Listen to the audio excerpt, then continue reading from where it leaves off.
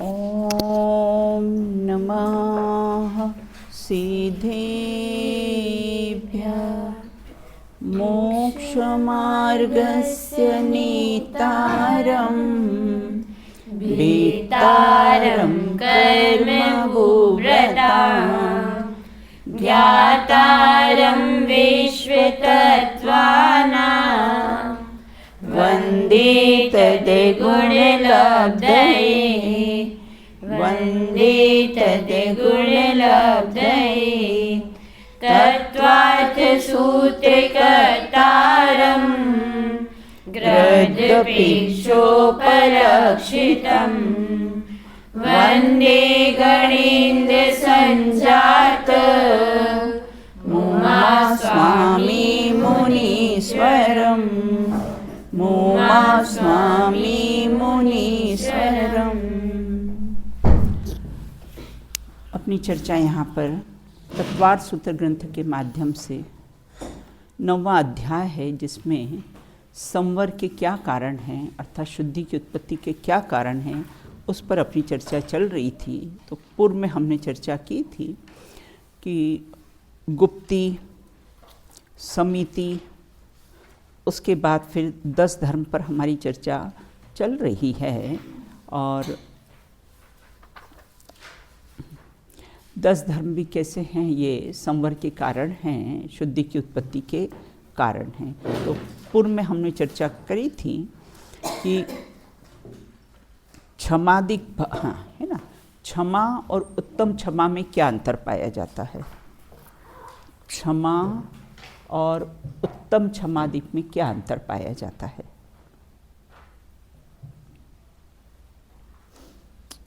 हाँ श्रेया बताइए। उत्तम क्षमा है वह चारित्र गुण की निर्मल पर्याय है। हाँ। और वह आत्मा के आश्रय से जो क्रोधादि भाव का प्रकट ना होने दे उसे उत्तम क्षमा कहा। हाँ। और ज्ञायक की रश्मि को प्रकट करती है, हाँ। वह उत्तम क्षमा है और इसका चौथे गुण स्थान से प्रारंभ होता है और इसका पूर्णतः अरहंत सिद्ध की अवस्था में होता है। हाँ। और दीदी जो क्षमा है वो मंदलेशा पूर्वक मंद कषाय पूर्वक हम जब किसी व्यक्ति को क्षमा आदि करते हैं या फिर अपने क्रोध को मंद करते हैं तो उसे क्षमा कहा। हाँ, वो मंद कषाय वो लेशा रूप होती है ना, शुभ, शुभतर, शुभतम, इस प्रकार लेशा आदि के भाव को मंद कषाय रूप होती है, वो कैसे क्षमा। लौकिक में हम बोलते हैं ना सॉरी सॉरी सॉरी, माफ़ कर देना, गलती हो गई, क्षमा है ना, तो वो क्षमा है। लेकिन उत्तम क्षमा कैसे है, आत्मा के आश्रय से जो क्षमादिक के भाव होते हैं, जिसमें क्रोधादिक भाव प्रकट नहीं होते हैं, उनका अभाव होता है, उसको उत्तम क्षमा कहते हैं।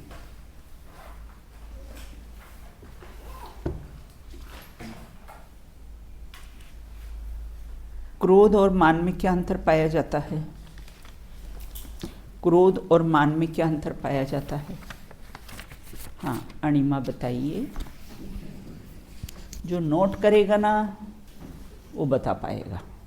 जो क्रोध होता है वो असफल व्यक्ति को होता है और मान होता है वह सफल व्यक्ति को होता है। हाँ। और जो क्रोध होता है वह प्रतिकूलता में आता है। हाँ। और मान आता है अनुकूल परिस्थितियों में मान आता है। बराबर। जैसे इसमें एग्जांपल लेंगे कि हमारा पेपर वैसे बिगड़ गया तो हमारे नंबर अच्छे नहीं आए तो हमें बहुत दुख हुआ और फिर गुस्सा भी आया कि क्यों नहीं आए। और अगर हमारे नंबर अच्छे आ गए तो हमें अहंकार भी हो सकता है कि हमारे नंबर अच्छे आ गए, फिर हम किसी को नहीं बताएंगे, इस तरह। हाँ बिल्कुल।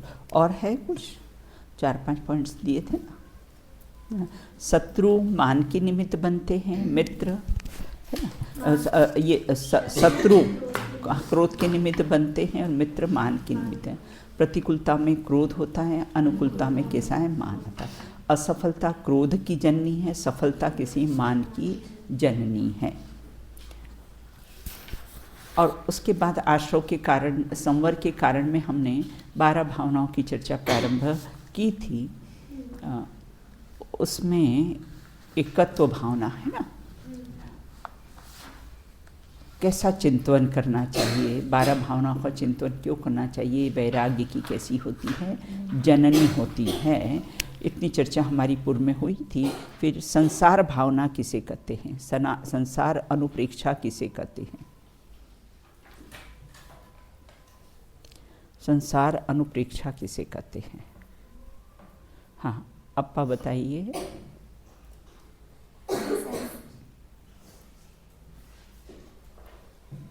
संसार नाम संसरण अर्थात परिभ्रमण का है। कर्म के अनुसार चारों गतियों में भ्रमण करने वाले जीव का किसी के साथ कोई नियत संबंध नहीं होता। जिसको संसार में सुख या इष्ट समझते हैं वह भी दुख है। इस प्रकार चिंतन करना संसार अनुप्रेक्षा है। बहुत बढ़िया। अब एकत्व अनुप्रेक्षा पर हम कैसी है चर्चा करेंगे। पूर्व में हमारी चर्चा हो गई थी अनित्य, अशरण, संसार और एकत्व है कि एकत्व अनुप्रेक्षा मतलब एकत्व भावना किसे कहते हैं। एकाकी जीवन महापुण्य के उदय से मिलता है। एकत्व मतलब एक तत्व, कौन सा है, जीव तत्व। बारंबार ऐसा चिंतन करना। और दूसरी बात है ना, मैं एकाकी एकत्व लिए सब ही आते, तन धन को साथी समझा था पर वे भी छोड़ चले जाते। तो यहाँ कहते एकत्व भावना है। एकाकी जीवन महापुण्य के उदय से मिलता है। सिंह जंगल में अकेला ही शोभता है और भेड़ें सब झुंड में रहती है ना। तो एकाकी जीवन में अगर 1% पाप होता है तो गृहस्थ जीवन में 100% पाप होता है। और इसमें एकाग्रता से ही मिलती है सफलता।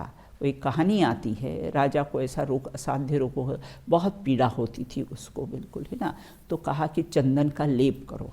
तो सारी रानियां है ना इतनी इतनी चूड़ियाँ पहनी हुई थी और सब चंदन का लेप करती थी। तो उसकी आवाज़ में राजा को बहुत तकलीफ होने लगी है ना। उन्हें कहा कि ये बंद करो तुम ये सब। तो सारी रानियों ने फिर एक एक चूड़ियाँ पहन ली सिर्फ, अब शोर नहीं हुआ ना। तो एक के कारण कैसा है, कषाय नहीं होती है। अनेकों के कारण कैसा है, ये कैसे हैं सब कुटुंब परिवार वगैरह ये सब कैसे कषायों के निमित्त होते। जीव अकेला ही सुख दुख पुण्य पाप को भोगता है, अकेला ही अपने कर्मों को भोगता है और अकेला ही कर्मों को क्षय करके सिद्ध दशा को प्राप्त होता है। दूसरा कोई भी साथ देने वाला नहीं है, कोई भी धर्म ही साथ देता है। इस प्रकार का चिंतन करना वह एकत्व अनुप्रेक्षा है, एकत्व भावना है बिल्कुल। हमें एकाकी एकत्व, देखो सुख दुख का साथी भी कौन होता है। अपने को ऐसा लगता है ना, अरे ये सब हमारे सुख दुख के साथी हैं। पेट में दर्द हो अनुज्ञा, तो राजी कितना % कम कर देगी, आपके हाथ पांव दबाएगी, आपको दवाई देगी, कितना % आपका दर्द कम कर देगी।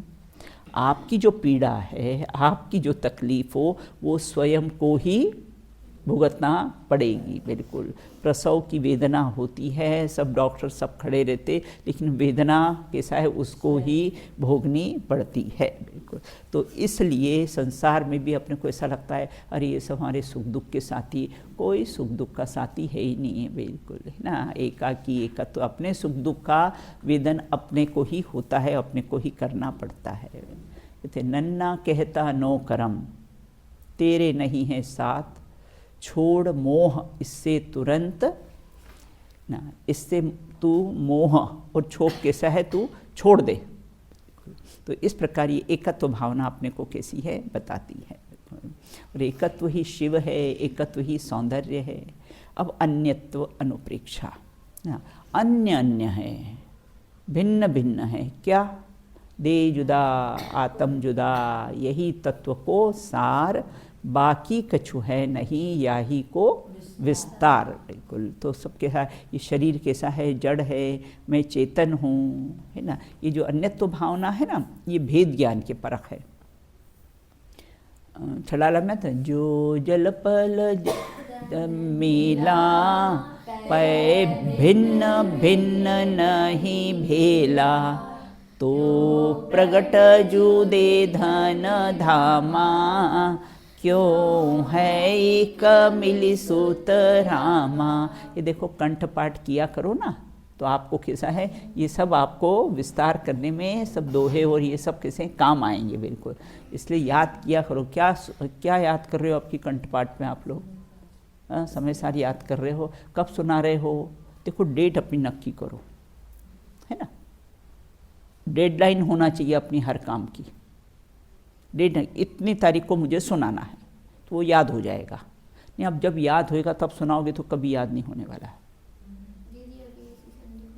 है। इसी संडे को सुनाना है, चलो बहुत बढ़िया है। तो बता देना, है ना, तो वो पूनम दीदी को बुला लेंगे तो सुन लेगी आपकी। कंठ की विद्या अंठ का दाम, बखत पड़े तो आवे काम, बिल्कुल। तो यहाँ ये अन्यत प्रेक्षा है कि शरीर जड़ है ना, मैं चेतन हूँ, दोनों बिल्कुल भिन्न भिन्न हैं, लेकिन जल और के साथ दूध जिस प्रकार से मिला हुआ है, फिर भी जल पय जो जियत न मेला, पय भिन्न भिन्न नहीं भेला, तो प्रगट जुदे धन धामा, प्रगट है बिल्कुल। जब देह मेरी नहीं है तो देह से संबंधित मम्मी पापा भाई बहन मेरे कैसे हो सकते हैं? सब जुदा जुदा है बिल्कुल, है ना। इस भाव के साथी हैं, अगले भाव में कौन कहाँ और कौन कहाँ, बिल्कुल, है ना। उनके लिए हम पाप करते हैं, उनके लिए हम झूठ बोलते हैं। तो अगर इसका 12 भावना का चिंतन करें ना, तो बेटा कभी कोई जीवन में पाप नहीं हो।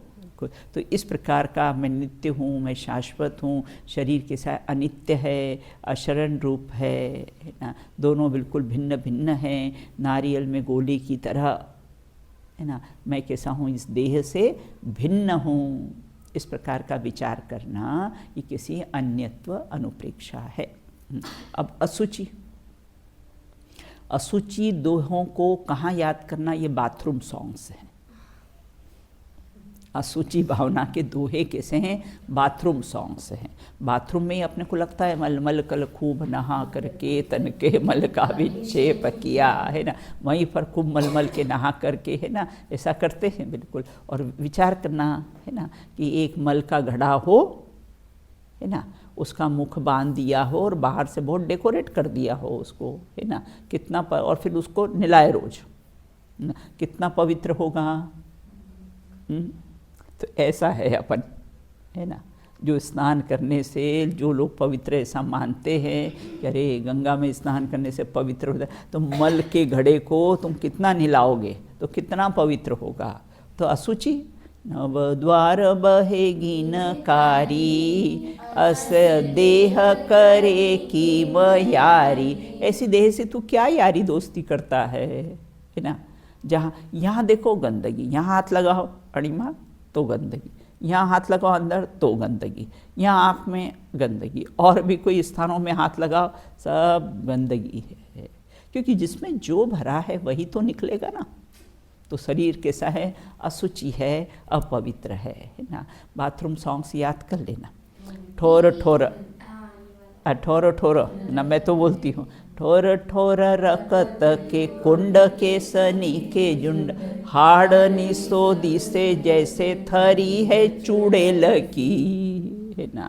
जगह जगह रक्त के कुंड भरे हुए हैं और जगह जगह सब पूरी बारीक बारीक वेंस फैली हुई हैं और ऊपर से उसको पैकिंग कर दिया है, प्लास्टर ऊपर से कैसा है, पैकिंग कर दिया। तो ठोर ठोर रकत के कुंड के सनी के झुंड, हाड़ निसो दिसे जैसे थड़ी है चुड़ैल की। ये पैकिंग सब निकाल दो तो कैसा दिखेगा, कंकाल, हड्डियों का ढांचा। और इसके लिए अपन कितना पाप करते हैं बेटा, इस शरीर के लिए झूठ बोलते हैं, चोरी करते हैं, मायाचारी करते हैं इस देह के लिए। अगर ये 12 भावना का अपन चिंतन करें ना, तो अपन इन सब बातों से कैसा है, विरक्त हो जाएं बिल्कुल। देखो ये मल की फैक्ट्री है, ये कैसी है, शरीर कैसा है बेटा, मल की फैक्ट्री है। अपने पीछे फिल्टर प्लांट लगा हुआ है ना, उसको देख के मुझे बहुत याद आती है। वहाँ अपन गंदा पानी उसमें जाता है और अच्छा पानी स्वच्छ होके वो बाहर पेड़ पौधों में चला जाता है बिल्कुल। और यहाँ तो अपन अच्छा बॉइल्ड किया हुआ बिल्कुल परम शुद्ध पवित्र पानी डाले और कैसा निकलता है, दुर्गंधमय।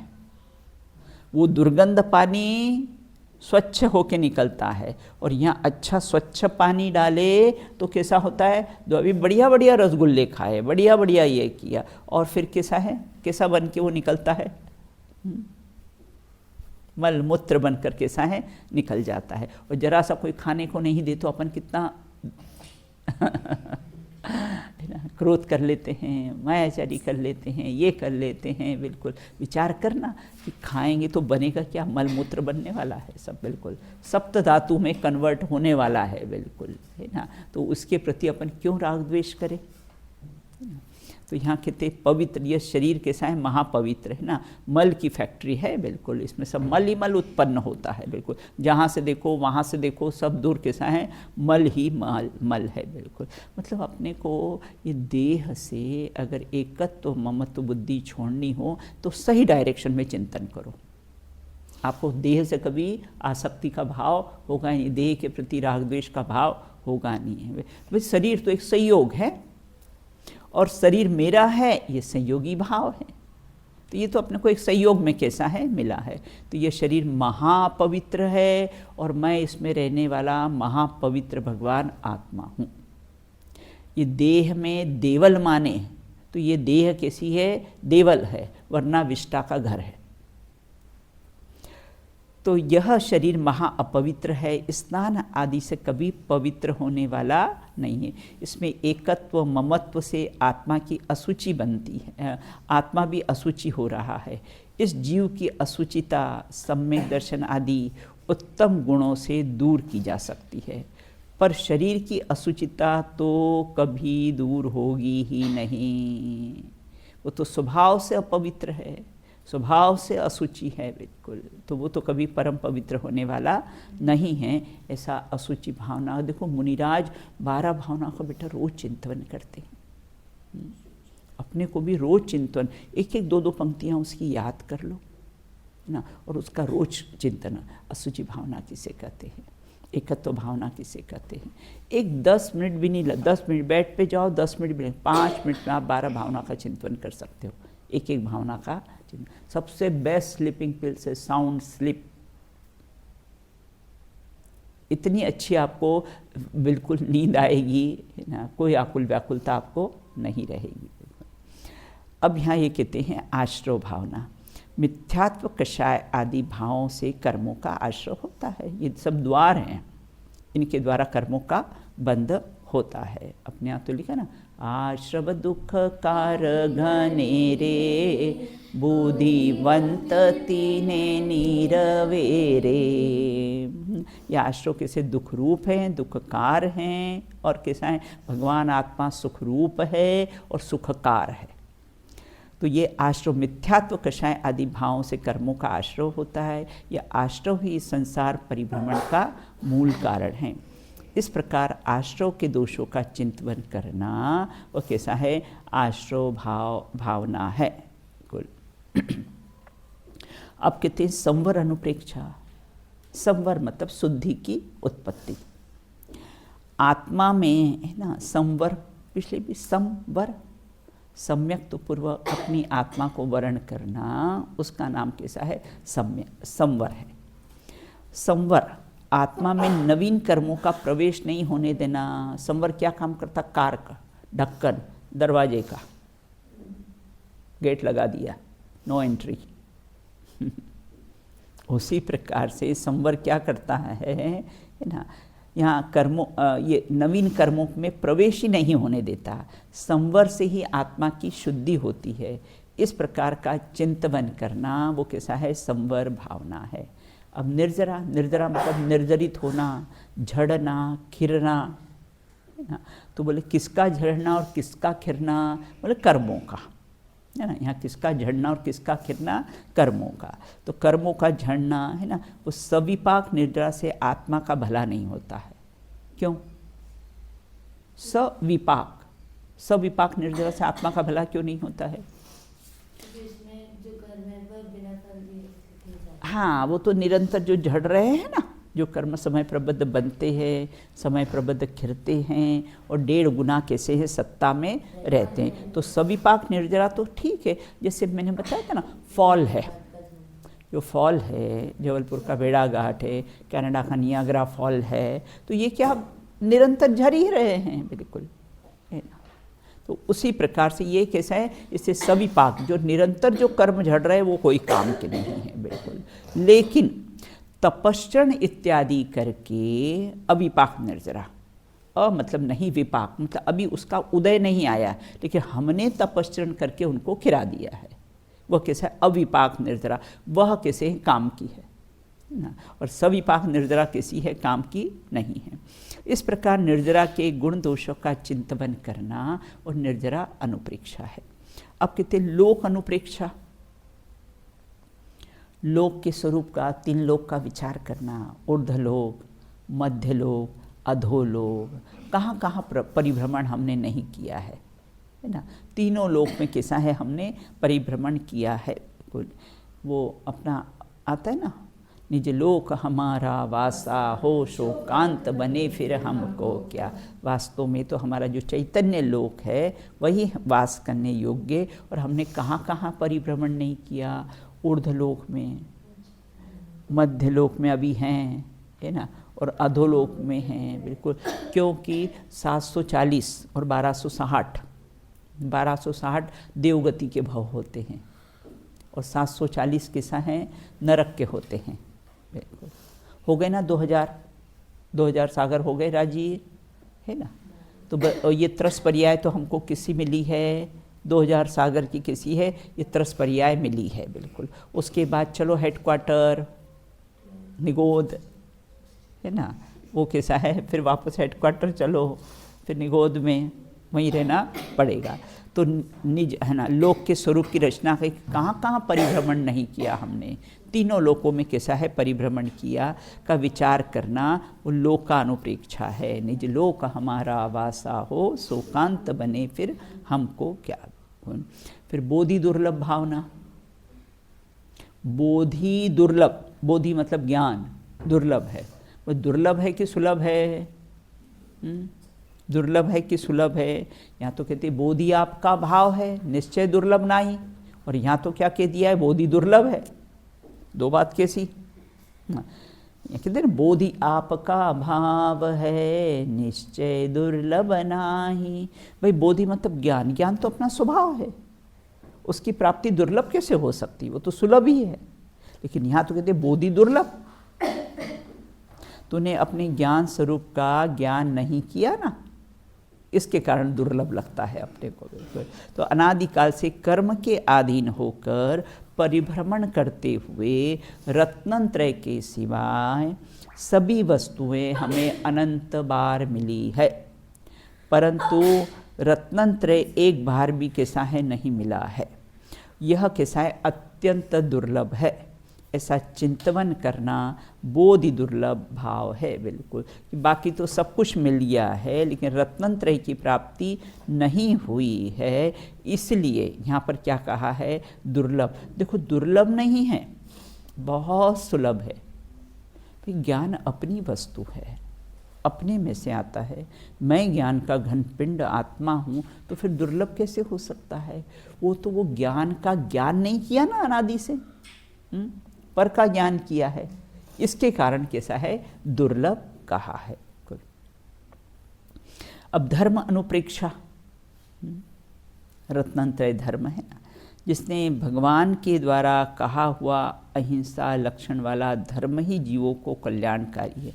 वह अहिंसा परमो धर्म, दंसण मूलो धम्मो, बत्थु स्वभाव धम्मो, है ना। कितनी कितनी परिभाषा आगम में आती है।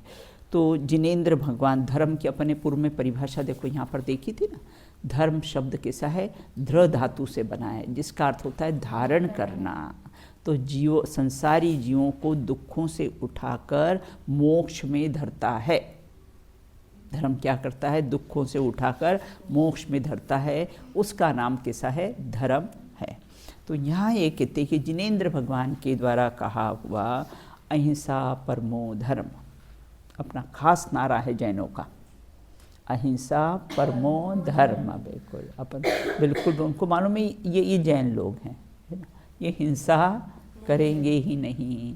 जब ये महावीर जयंती के जुलूस वगैरह निकलते हैं बड़े बड़े सिटियों में, तो अपने महावीर जयंती का जैनों का जुलूस निकलता है ना, एक दो चार पुलिस ऐसे ही मरियल मतलब ऐसे दुबली पतली लकड़ी से दे देते, और कोई मुसलमानों का निकले तो दोनों तरफ फौज लगा देते। मालूम है ये अहिंसक प्रवृत्ति के है।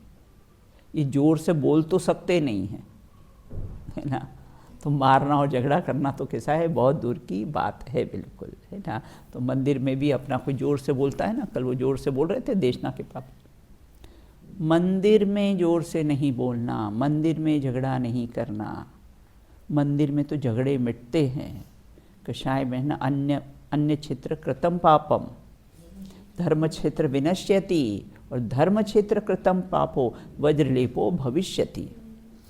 मंदिर में अगर पाप करेंगे, है ना, बाहर पाप करते तो लोग मंदिर में आके धोते हैं, क्षमा याचना करते, और मंदिर में ही पाप करोगे तो फिर कहाँ धुलने का कोई स्थान है। वज्र लेपो भविष्यति, उसका बहुत आकरा फल आएगा। मंदिर में अगर झूठ साच करोगे, बेईमानी करोगे, चोरी करोगे तो बिल्कुल उसका फल कैसा है, बहुत आएगा। वज्र लेपो भविष्यति, भविष्य में बहुत उसका फल आने वाला है।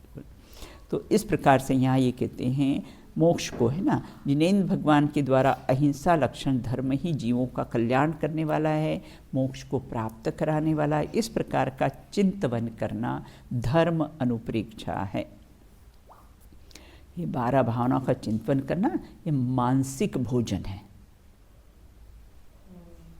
शांति के लिए कैसा है, वैराग्य के लिए ये मानसिक भोजन है। बिल्कुल देखो, धर्म और धर्म भावनाओं में क्या अंतर पाया जाता है, धर्म और धर्म भावनाओं में क्या अंतर पाया जाता है ना। तो यहाँ कि इष्ट का वियोग अनिष्ट के संयोग में कैसे है ना, ये धर्म और धर्म भावनाओं में क्या अंतर। धर्म तो वत्थु स्वभाव धम्मो, है ना, अहिंसा परमो धर्म ना, और ऐसा बारंबार विचार करना, है ना, वो कैसा है, धर्म भावना है, बिल्कुल ना। अब देखो, इसको 12 भावनाओं को पढ़ने से अपने को लाभ क्या हुआ। ये 12 भावनाओं का जो संवर के कारण हैं, ऐसी 12 भावनाओं का पढ़ने से क्या लाभ हुआ। पहला, इष्ट के वियोग और अनिष्ट के संयोगों में समता प्रदान करती है। लाभ क्या हुआ कि इष्ट का वियोग हो जाए, अनिष्ट का संयोग हो जाए, है ना, उसमें क्या कहती है, समता प्रदान करती है कि सब संयोग एक न एक दिन छूटने ही वाले हैं, कोई सदाकाल रहने वाले है ही नहीं हैं। तो इष्ट का वियोग और अनिष्ट के संयोग में समता प्रदान करती है। विपत्तियों में धैर्य और संपत्ति में विनम्रता प्रदान करती है।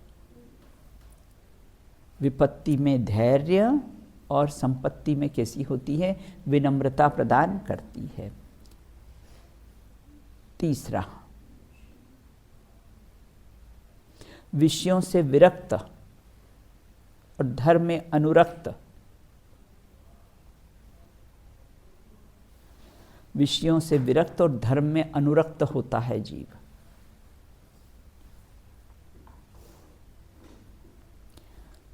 जीवन में मोह और मृत्यु के भय से रहित करती है। जीवन में मोह और मृत्यु के भय से रहित करती है।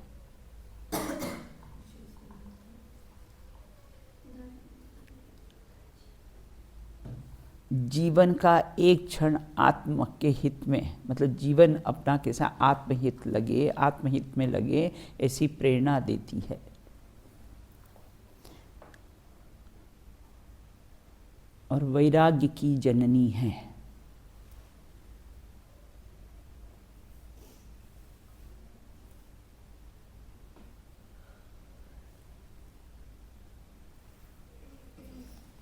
अब 8वां सूत्र, अब परिसहजय, है ना, परिसहजय की कैसी अपन चर्चा प्रारंभ करेंगे। मार्गाचवन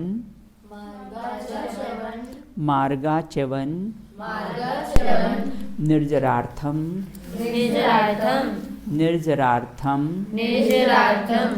परिषोढव्या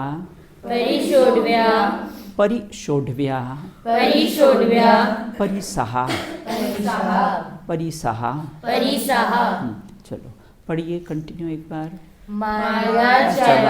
निर्जरार्थम परिषोढव्या परिसहा। बिल्कुल, है ना। एक बार फिर से पढ़िए। मार्गाच्यवन निर्जरार्थं परिशोढव्या परिशः। चलो पढ़ो बेटा श्रेया। मार्गाच्यवन निर्जरार्थं परिशोढव्या परिशः। चलो राजी पढ़ो। मार्गाच्यवन निर्जरार्थं परिशोढव्या परिशः। अब यहाँ ये कहते हैं 22 प्रकार के जो परिसह होते हैं उसकी यहाँ पर चर्चा करते हैं। मार्ग्या है ना, मतलब च्यवन मतलब मार्ग से च्युत होना, मार्ग से रहित होना, है ना। किसके लिए? निर्जरार्थम, निर्जरा के लिए, कर्मों के घिरने के लिए, निर्जरा के लिए, है ना। और परिशोढव्या है ना, उपसर्गों को कैसा है सहन का, परिसहों को कैसा है, उपसर्गों को कैसा है सहन करना, उसका नाम क्या है? परिसह। फिर से मार्ग्याच्यवन मतलब मार्ग से जो च्युत होते हैं, एक बात। दूसरा निर्जरा के लिए, कर्मों की निर्जरा के लिए परिशोढव्या मतलब उपसर्गों को सहन करना, उसका नाम कैसा है? परिसहा। उसको कैसे हैं? परिसह कहते हैं। अर्थात कैसे हैं? संसार के मार्ग और मोक्ष मार्ग है ना से च्युत न होने के लिए, और च्युत मतलब रहित, कोई मोक्ष मार्ग से रत्नत्रय से कैसा है? रहित नहीं हो, मतलब मार्ग से च्युत नहीं हो, मार्ग से है ना संवर का मार्ग जो मोक्ष मार्ग का है, जो महाव्रत का मार्ग है, जो संयम का मार्ग है, उससे रहित नहीं होने के लिए। और एक बात दूसरा, कर्मों की निर्जरा के लिए जो सहन करने योग्य है उसे परिसह कहते। शांत भाव से सहन करना ना, जीतना, उसका नाम कैसा है? परिसह जय है। अपने पूर्व में भी चर्चा की थी ना, परिसह और परिसह जय किसे कहते हैं? तो मोक्ष मार्ग में साधन कर्मों की निर्जरा के उपायभूत तपश्चरण से विघ्न आते हैं, पीड़ाएं आती है, उपसर्ग होते हैं मुनिराजों पर, और उनको शांत भाव से कैसे सहन करते। और शांत भाव किसे है? जो शांत स्वभावी आत्मा है उसका अवलंबन रहता है, तो कैसे सहज ही उनका सहन हो जाता है। परिसह क्यों सहन करने चाहिए? क्योंकि संयम के मार्ग से हम रहित नहीं हो, इसके लिए हमको कैसा है? और कर्मों की निर्जरा के लिए कैसा है? 22 प्रकार के है ना उपयोग की स्थिरता के लिए, स्वयं की परीक्षा के लिए ना इन परिसहों को सहन करना चाहिए। और परिसह जय ना, परिसहों को समभाव से सहन लेना, उसका नाम है परिसह जय। उपसर्ग वो परिसह है, और उन उपसर्गों को समता भाव से आत्मा के आश्रय से सहन कर लेना, मतलब वो सहन कर क्या लेना बेटा? सहन हो जाते हैं बिल्कुल, उसका नाम है कैसा है? परिसह जय है। इतनी चर्चा की है, शेष चर्चा वो 22 प्रकार के जो परिसह है ना उसकी शेष चर्चा अपन कैसी है बाद में करेंगे। देखो बोलो, देखो मुनिराजों के बोलो। मुनिराजो बर भी कैसे कैसे उपसर्ग हुए, धन्य धन्य वे साधु साहसी, आराधन से नहीं चिगे, उनको निज आदर्श बनाओ, उनमें समता भाव धरो, व्यग्र न हो, शुद्ध न हो, चिदानंद रस सहज पियो, चिदानंद रस सहज पियो। बोलिए अनंतानंद सिद्ध परमेश्वरी भगवंतों की जय हो। नित्य बोनी द्वाशांगमयी जिनवाणी माता की जय हो। अस्थि की मस्ती में मस्त रहने वाले समस्त वीतरागी संतों की जय हो। शासन नायक महावीर भगवान की जय हो। अहिंसा परमो जैन धर्म की जय हो। आचार्य गृध्र पिछ उमा स्वामी तत्तासु जी नामक महान ग्रंथ की जय हो। एक साथ बोलिए जय जिनेन्द्र जय जय जिनेन्द्र। जिनेन्द्र।